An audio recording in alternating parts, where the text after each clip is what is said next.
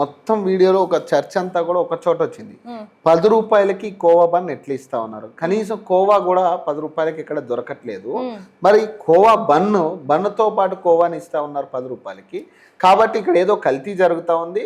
Plus ప్రధానంగా ఇంకొక ఆరోపణ ఏంటో చెప్పాలంటే, ఇది కొంత కామెడీగా అనిపించినప్పటికీ కూడా పిల్లలు పుట్టకుండా చేయడానికి, హిందువులకి ప్రధానంగా పిల్లలు పుట్టకుండా చేయడానికి అందులో కొన్ని మెడిసిన్స్ ఇంజెక్ట్ చేస్తూ ఉన్నారు అనే అనుమానాలు చాలా సోషల్ మీడియాలో కూడా ఇది కూడా ఒక సైడ్ నుంచి ట్రోల్ అవుతా ఉంది. ఏం చెప్తారు? అంటే ముస్లిమ్స్ హిందువులకి పిల్లలు పుట్టకుండా ఇట్లా చేస్తున్నారు అన్న ట్రోల్ వస్తుందా? అట్లా అంటే మరి KFC అంటే వీళ్ళు ముస్లిమ్స్ అనట్లే, వాళ్ళు ఇతర దేశాలు అంటే పాకిస్తాన్కి చెందిన వాళ్ళు, లేకపోతే ఇతర రాష్ట్రాల నుంచో లేక ఎక్కడి నుంచో ఇతర దేశాల నుంచి వచ్చి వీళ్ళు ఇక్కడ అమ్ముకుంటున్నారు, లేదా బీహార్ నుంచి వచ్చి ఇక్కడ పనిచేస్తా ఉన్నారు. వీళ్ళంతా ఇక్కడ వాళ్ళు కాదు, ఆంధ్రప్రదేశ్ కి చెందిన వ్యక్తే కదా ఆయన. ఇప్పుడు ఇంటి అడ్రస్, ఆయన ఉండే ఏరియా, ఆయన కుటుంబం అంతా కూడా ఇప్పుడు మీడియా మొత్తం బయట పెట్టేసింది. ఆయన ఎక్కడి వ్యక్తి?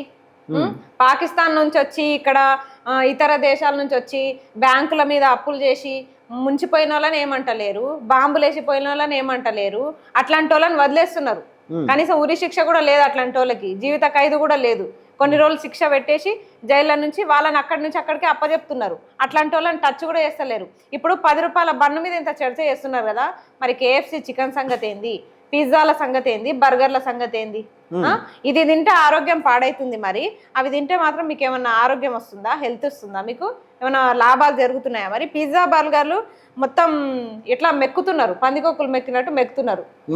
అది ఇంకా లోకల్ వ్యవస్థ కూడా కాదు, అది అసలే ఇంటర్నేషనల్. అట్లాంటప్పుడు అది ఎట్లా తింటున్నారు మరి? అది ఇంకా దీనికంటే రేట్ ఎక్కువ కదా. ఈ 10 రూపాయలకే మీ ఆరోగ్యం పాడైతున్నప్పుడు, బొంబాయి రవ్వ ఇన్ని పాలు చక్కెర వేస్తేనే మీ ఆరోగ్యం పాడైతున్నప్పుడు, దాంట్లో ఏవేవో కెమికల్స్ వేసి కుళ్ళిపోయిన కూరగాయలు వేసి ఇన్నేసి చేస్తున్నప్పుడు మీ ఆరోగ్యం మాత్రం నిలకడగా ఎట్లుంటుంది? మరి బీపీలు షుగర్లు ఎందుకు వస్తున్నాయి?